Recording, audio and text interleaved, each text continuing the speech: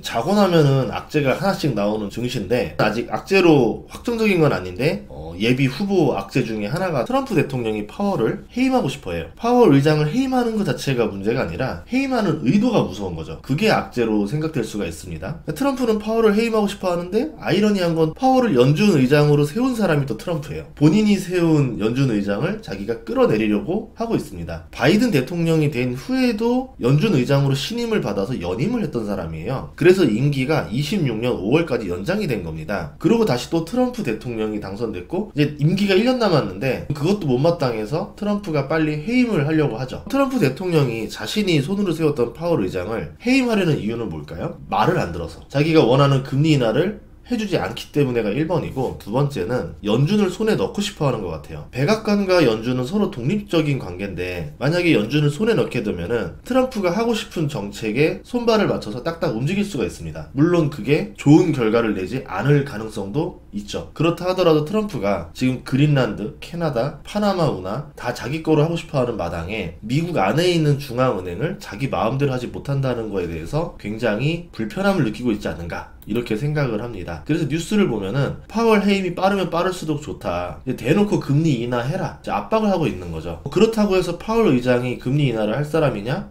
안 하겠죠. 왜냐하면 하면 안 되는 상황이니까. 한번 생각을 해보세요. 금리 인하를 하면 안 되는 상황에서 금리 인하를 하라고 윽박지르는 왕, 금리를 내리면 안 된다고 버티는 장수. 우리 역사에서 비슷한 기억이 있죠. 선조가 이순신을 해임시키고 원균이라는 새로운 수장을 세워서 왜군에게 돌진 명령을 내립니다. 원균조차 거부하죠. 어떻게 합니까? 곤장을 때려가지고 나가라고 이래서 강제로 출전을 시킵니다. 싸우면 안 되는 자리에서 싸움하니까 어떻게 됩니까? 전멸 위기까지 갔었죠. 트럼프가 파월을 해임하고 자기 말을 잘 듣는 연준 의장을 세우면 무엇을 할 거냐?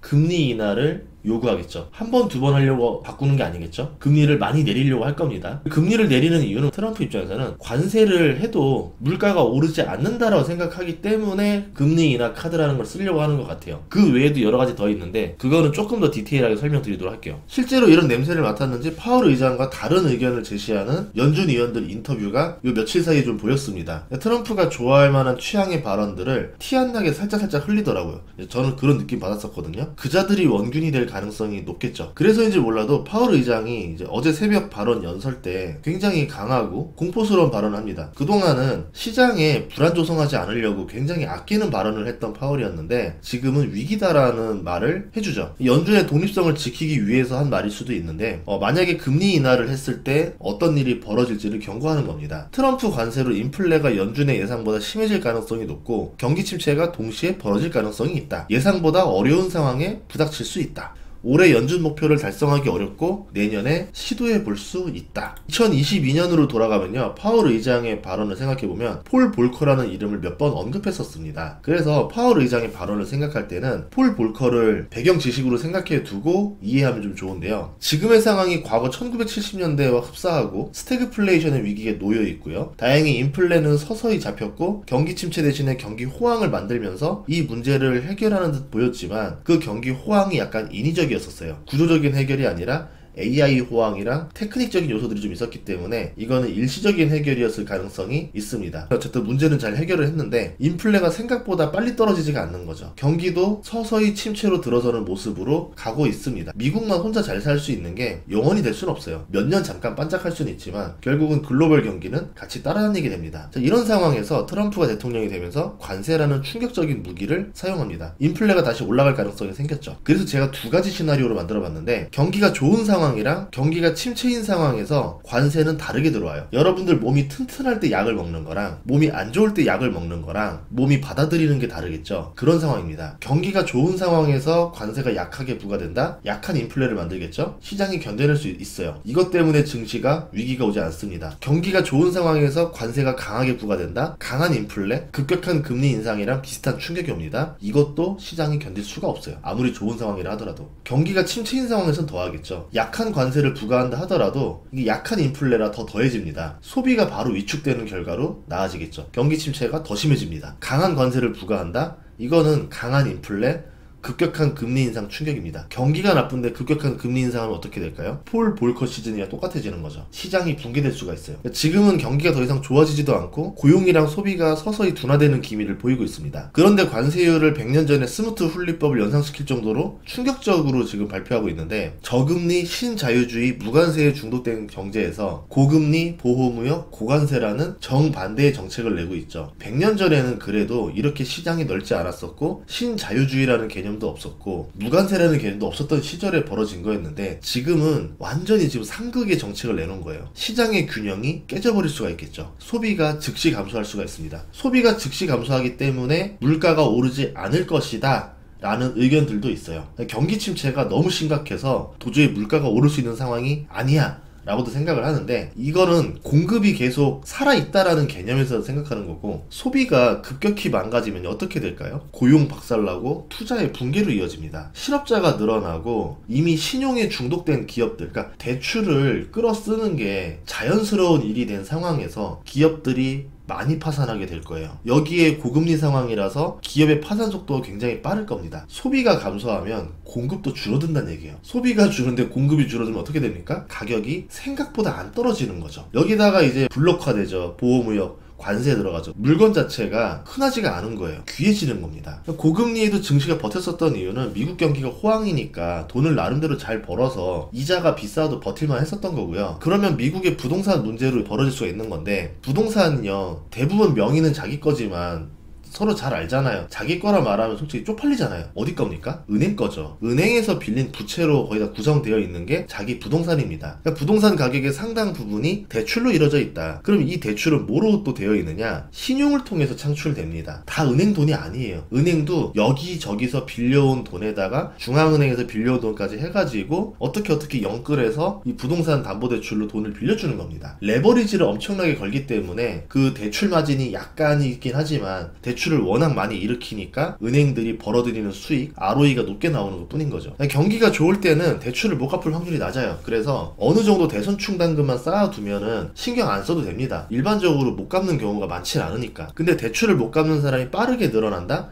뱅크런처럼 퍼진다? 그런 문제가 생기죠. 은행도 자기 돈이 아니라고 했잖아요. 여기저기서 빌려온 돈, 그 돈을 만약에 떼이게 되면 어떻게 됩니까? 빌려준 사람도 재산 손실이 나죠. 고객 예금을 돌려줄 수가 없는 거예요. 중앙은행에게 빌린 돈을 돌려줄 수가 없는 겁니다. 보통 은행들 부채 비율이 1000%거든요. 자기 자본의 10배의 레버리지를 걸어서 하고 있는데, 은행들이 자기들이 빌려준 돈의 5%를 못 받는다? 자기들이 자본이 50%가 날아가는 겁니다. 그래서 은행이 대규모 손실을 입으면 신용이라는 시스템이 붕괴가 되는 거고요. 은행이 믿을 수 없게 되면은 사람들은 은행에 돈을 보관하지 않겠죠. 은행도 돈을 빌려줄 수가 없겠죠. 신용 팽창에서 신용 수축으로 벌어집니다. 신용카드, 신용대출, 신용으로 기반하는 대출들 사라지게 되는 거죠. 담보대출도 막상 담보가 있으니까라 생각하지만 그것도 상환 능력을 신용으로 기반해서 돈을 빌려줍니다. 우리가 말하는 DSR 이런 것들이 신용을 기반으로 담보대출을 일으켜주는 거죠. 그래서 은행이 붕괴된다? 이거는 미국에게 가장 치명적인 거고요. 현재 지금 상업용 부동산이 아슬아슬한 상황이었는데 그나마 경기가 좋아서 어떻게 버텼어요. 근데 고금리와 침체에 매우 취약한 게 상업용 부동산입니다. 2008년 리먼 사태가 이런 공포를 만들었었죠. 그래서 연준이 어떻게 행동했느냐? 전무후무한 유동성 공급과 금리 인하로 살려냈습니다. 그래서 은행을 살린 게 모럴 해저드다 이런 손가락 많이 봤는데, 은행이 무너지면 국가가 무너지는 거기 때문에 이걸 내둘 수가 없었던 거죠. 그래서 극약 처방을 한 겁니다. 그런데 관세로 인한 충격은 예외가 되는 거예요. 관세 전쟁이 장기화가 되면은 물류 역량이 훼손됩니다. 다시 급하게 늘리기가 어려워져요. 코로나 때 잠깐 경험해봤죠. 물류는 갑자기 늘었는데 사람이 없으니까 해운 운임이 급증해 버립니다. 그런데 지금은 그거보다 더한 상황이 되겠죠. 애초에 제조 공장부터 시작해서 다 타격을 받는 상황이다 보니까 사람 늘린다고 되는 상황이 아닐 수도 있어요. 또 관세가 장기간 노출되면은 물가에 자연스럽게 녹아서 인플레이션이 돼요. 나중에 관세를 빼잖아요. 그럼 물가를 떨어뜨려야 되잖아요. 관세가 줄었으니까. 관세 때문에 물건 가격을 1000원 깎아줘도 되는데 500원밖에 안 깎는다던가 이런 일이 벌어지겠죠. 반영구적인 인플레 데미지를 먹는 거예요. 나중에 관세를 빼도 물가를 잘 낮추지 않을 거라는 겁니다. 이런 고물가 상황에서 금리 인하 카드는 쓸 수가 없게 됩니다. 파월 의장이 말한 대로 연준은 이제 어려운 결정을 내려야 되는 상황이 올 수도 있어요. 관세로 인해서 금리를 인하하고 유동성을 공급하는 카드를 쓰지 못하고 오히려 금리를 인상해야 되는 상황이 도래할 수도 있는 겁니다. 이걸 월가도 알고 있기 때문에 관세를 무역 협상을 위한 협박용 카드라고 본 겁니다. 진짜로 칼을 꺼내들고 상상 못할 관세율을 발표해버리니까 시장이 발작을 했죠. 그래도 90일 유예라는 카드를 보면서 다시 월가가 예상한 관세는 협박용 카드야, 이 믿음이 늘어나고 있어요. 다시 또 한 번 더 트럼프가 이걸 엎어버리면은 이제는 아니구나라고 절망해버리겠죠. 그러면 또 발작이 일어날 겁니다. 트럼프가 관세를 본격적으로 시작하면은 이제 다른 나라들도 보복 관세를 본격적으로 할 거거든요. 그러면 무역량이 크게 감소하고, 우크라이나랑 러시아가 전쟁할 때도 초반에는 사람들이 다 그렇게 생각했어요. 한 달 안에 정전할 거다 이렇게 생각했는데 3년이 넘어가고 있죠. 러시아의 경제와 유럽의 경제가 서로서로 멀어지고 있습니다. 마찬가지로 이 관세가 1년, 2년, 3년 되면 어떻게 되느냐, 무역량이 크게 감소하고 금융이 줄어들고 신용이 줄어들고 인플레가 고정화되기 시작하고 이렇게 되겠죠. 반년 정도만 진행한다면은 가을쯤에는 시장이 못 견디는 구간에 돌입할 수도 있다, 이렇게 생각을 합니다. 트럼프가 진짜로 어떻게 행동할지 모르겠어요. 그런데 지금 파월을 해임할 확률을 보니까 26% 정도로 나오고 있고, 미국 재무장관 베센트가 파월 해임하는 시도에 대해서 백악관 관계자들한테 경고를 하고 있죠. 하면 안 된다, 이렇게 말하는 걸 봤을 때는 진짜 그럴 가능성도 없지 않아 있습니다. 어쨌든 우린 투자자이기 때문에 이거를 대비해두는 옵션도 필요하겠죠. 2022년도 빅테크 때 생각을 해보면은 주가가 80% 하락한 것도 있었거든요.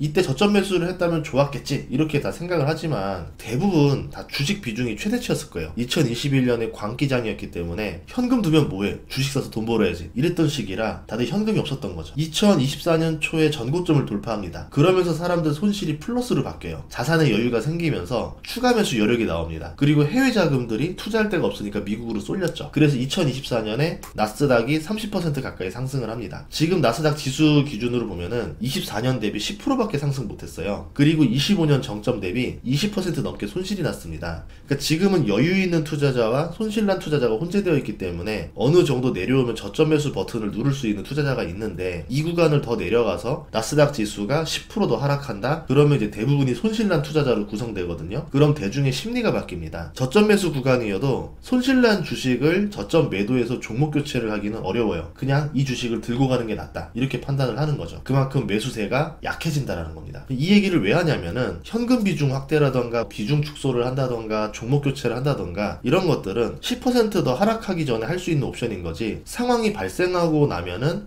우리가 할 수 있는 옵션이 아니라는 거예요. 대응이라는 것도 주가가 비쌀 때 할 수 있는 거지, 주가가 바닥을 꽂은 다음에는 대처할 수 있는 게 없죠. 이미 손실이 난 상태인데. 그래서 멀쩡할 때 미리미리 준비해두자, 이렇게 말씀드리고 싶습니다. 다음 시간에도 좋은 정보를 찾아뵙겠습니다. 구독과 좋아요, 알림 설정 부탁드리고요. 주말 잘 보내세요. 고맙습니다.